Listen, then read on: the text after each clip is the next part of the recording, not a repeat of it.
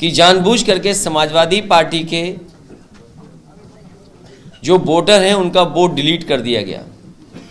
कई जगह डिलीट कर दिया गया, कई जगह दूसरे बूथ पे लगा दिया गया, जिसकी वजह से बहुत सारे वोट समाजवादी पार्टी के समर्थक लोग नहीं डाल पाए और पुलिस प्रशासन अपने तरीके से काम करता रहा और दबाव बनाता रहा।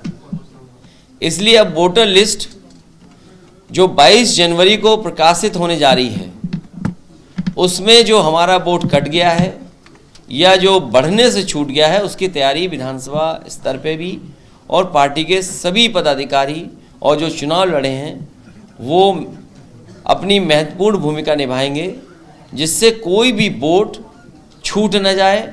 देश की सबसे बड़ी खबर बता रहा हूं, चंद्रशेखर आजाद रावण ने ईवीएम के खिलाफ मोर्चा खोल दिया है। बामन मेश्राम 31 जनवरी को देश की राजधानी दिल्ली में चुनाव आयोग के दफ्तर का घेराव करेंगे। वहीं आपको बता दें कि भानु प्रताप, महमूद पराचा जैसे लोग लगातार ईवीएम पर सवाल उठा रहे हैं।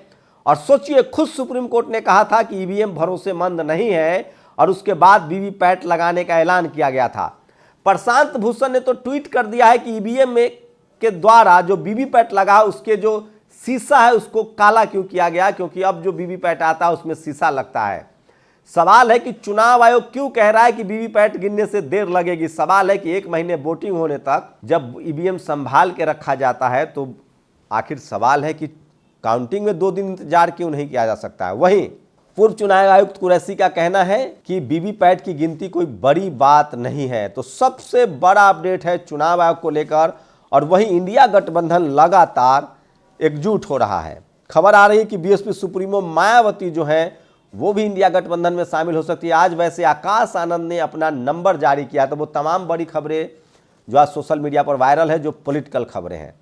सबसे पहले बात, इंडिया गठबंधन को चुनाव में शिकस्त देने के लिए बीजेपी ने अब मंदिर को एजेंडा बना लिया। राम मंदिर, सारे चैनल्स अयोध्या से चल रहे हैं। राम मंदिर बड़ी खबर है। नीतीश कुमार ने कहा है कि वो राम जानकी अस्पताल का उद्घाटन करेंगे उससे पहले। कांग्रेस ने तो बायकॉट कर दिया और कांग्रेस ने कहा है कि हम इस इवेंट में नहीं जाएंगे क्योंकि ये आरएसएस और बीजेपी का इवेंट है, ये राम मंदिर नहीं है। दीपक शर्मा नाम के एक पत्रकार हैं जो कहते हैं कि राम मंदिर का काम अधूरा है। लेकिन मैं फिर कह रहा हूं, ये सारी खबरें बेकार है, बरगलाने के लिए है।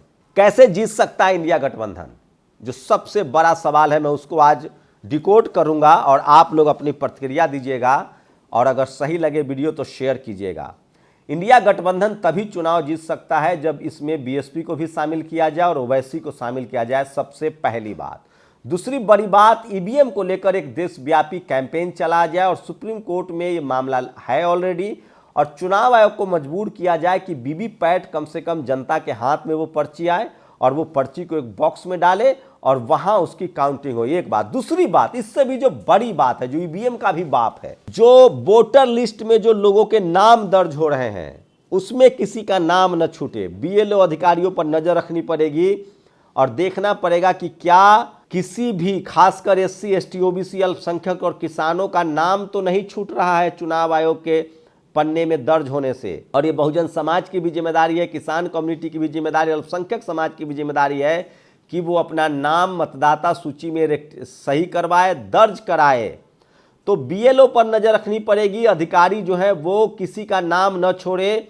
अखिलेश यादव ने कहा था कि जानबूझकर मुस्लिम समाज के और खासकर ओबीसी के वोटरों का, दलित समाज के वोटरों का, किसानों के कैसे नाम गायब कर दिए गए थे। तो ये तमाम बड़े सवाल है। उसके बाद जो सबसे बड़ी रणनीति होगी, सोचिए, राम मंदिर को लेकर प्रमोद कृष्णन जो कांग्रेस का नेता है, वो सोचिए किस तरह से कांग्रेस की लानत मलानत कर रहा है। मैं इसलिए कह रहा हूं, प्रमोद कृष्णन ज़्यादा ईमानदार है जो खुलकर बीजेपी के लिए बैटिंग कर रहे हैं। बीजेपी में रहते हुए आरएसएस का स्लीपर सेल कौन सी पार्टी में नहीं है।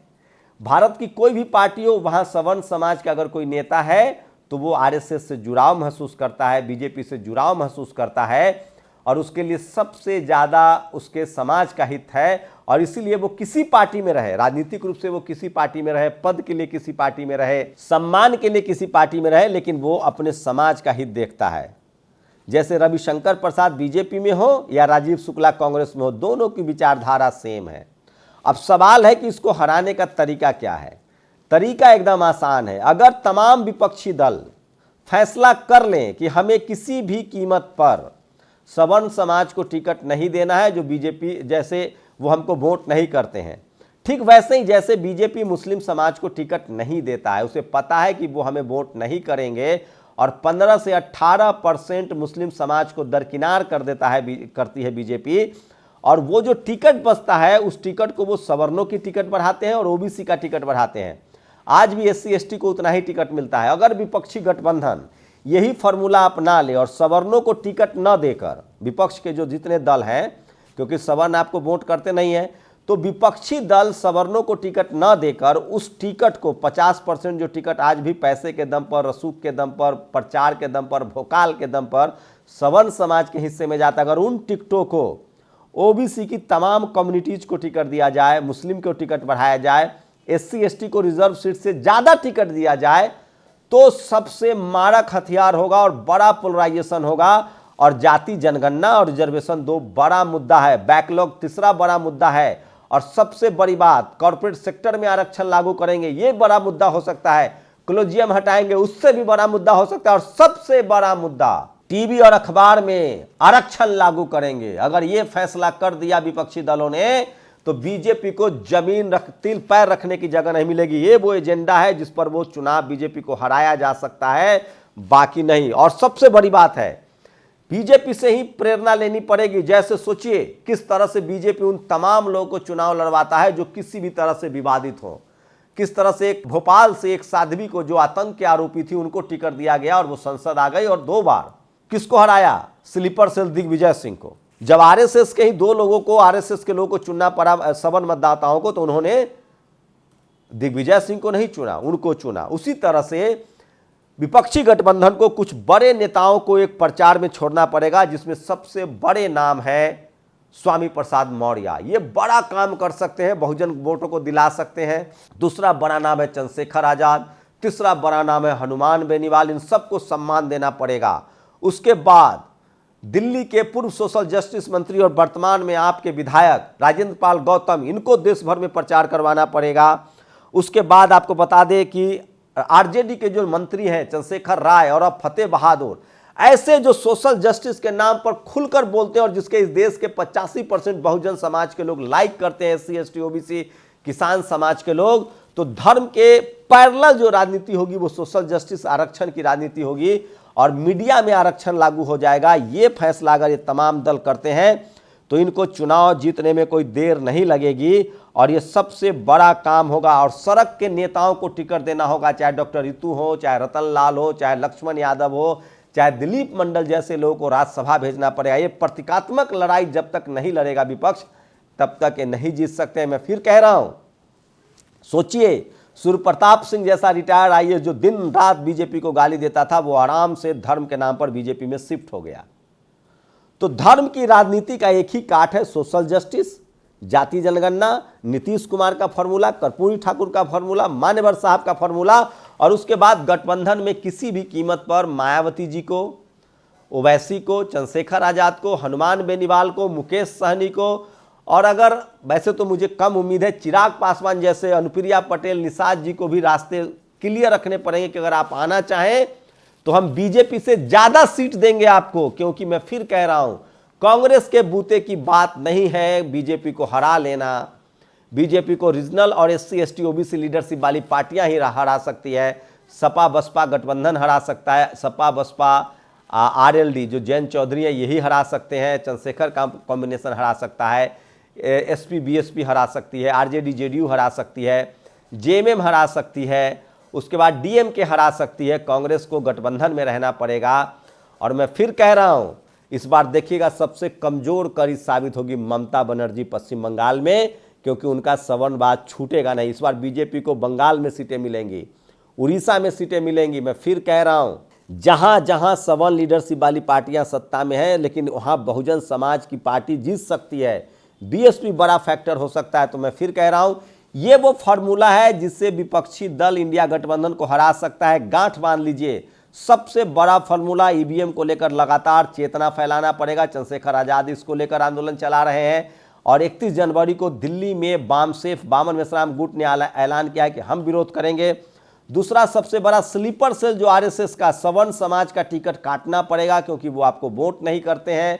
और सोचिए एससी एसटी ओबीसी, अल्पसंख्यक समाज और किसानों का टिकट, जाट गुर्जर पटेल मराठाओं का टिकट बढ़ाना पड़ेगा, तभी जाकर आप धर्म के काट में सोशल जस्टिस की लड़ाई लड़ सकते हैं। और वो तमाम लोग जो पिछले 10 साल से बीजेपी के खिलाफ संघर्ष कर रहे हैं, चाहे वो प्रोफेसर हो, डॉक्टर हो, इंजीनियर हो, एक्टिविस्ट हो, पत्रकार हो, उन सबको टिकट थमाना पड़ेगा सिंबॉलिक तौर से, तभी आप जीत सकते हैं। अदरवाइज बीजेपी के साथ मीडिया है, आप नहीं हरा सकते हैं। पूरा खबर का परसेप्शन बदलना पड़ेगा। तो यही एक तरीका है जिससे बीजेपी चुनाव हार सकती है। और उसमें सबसे बड़ा फैक्टर ओवैसी और मायावती जी को साथ लाना पड़ेगा। और अगर ये आ जाते हैं दोनों तो डेडली कॉम्बिनेशन होगा। और ये बात उन तमाम दलों को सोचना पड़ेगा। अदरवाइज जो भी दल ये काम ना करे और इंडिया गठबंधन से अलग हो, उनको आप बीजेपी का बी टीम मान सकते हैं। मैं इसीलिए कह रहा हूं कि असली बी टीम अभी भी बीजेपी की कांग्रेस है। वो चाहती है कि या तो सत्ता में बीजेपी आए या फिर कांग्रेस आए। और इसकी सबसे बड़ी वजह है सवर्ण लीडरशिप। जो किसी भी पार्टी का जो सवर्ण लीडरशिप है, आचार्य प्रमोद कृष्णन एग्जाम्पल है, वो तो भोले आदमी है, खुलकर सामने आ जाते हैं। जो स्लीपर सेल है वो अंदर से काम करता है और वो चाहता है कि सवर्णों की सत्ता बरकरार रहे। और इसलिए सवर्ण समाज भले वो वोट ना दे, लेकिन टिकट मिलता रहता है। तो विपक्षियों को अगर जीतना है, एकजुट होना है, तो सवर्ण समाज का टिकट काटना पड़ेगा। जैसे मुस्लिम समाज का टिकट बीजेपी काट देती है, उसी सवर्ण समाज का टिकट विपक्षी दल काट दे और उसके बाद संसदीय चुनाव का टिकट दे और उनको चुनाव प्रचार में एक टीम बना दे जो सोशल जस्टिस के बड़े पैरोकार हैं। मैं फिर कह रहा हूं, स्वामी प्रसाद मौर्य, चंद्रशेखर राय, फतेह बहादुर सिंह, जिनको मीडिया विवादित नेता कहता है, उदयनिधि स्टालिन छूट गए। अगर इन 5 नेताओं की एक टीम बना दी जाए तो देश में सबसे बड़ी बड़ी रैलियां यही लोग कर सकते हैं। क्योंकि बहुत जागरूकता आई है, समाज बहुत जागरूक हो चुका है। धर्म के नाम पर जो भी विपक्षी दल जाएंगे राजनीति करने, चुनाव में हार के शिकार हो जाएंगे। आप लोग की क्या प्रतिक्रिया, ये मेरी निजी राय है। इस राय पर अपनी प्रतिक्रिया दीजिए और वीडियो पसंद आया हो तो घर घर तक भेजिए। हो सके तो विपक्षी दल के नेताओं को भी भेजिए कि यही फॉर्मूला है। पीके की तरह हम पैसा भी नहीं लेते हैं, मुफ्त मुफ्त मुफ्त। शुक्रिया।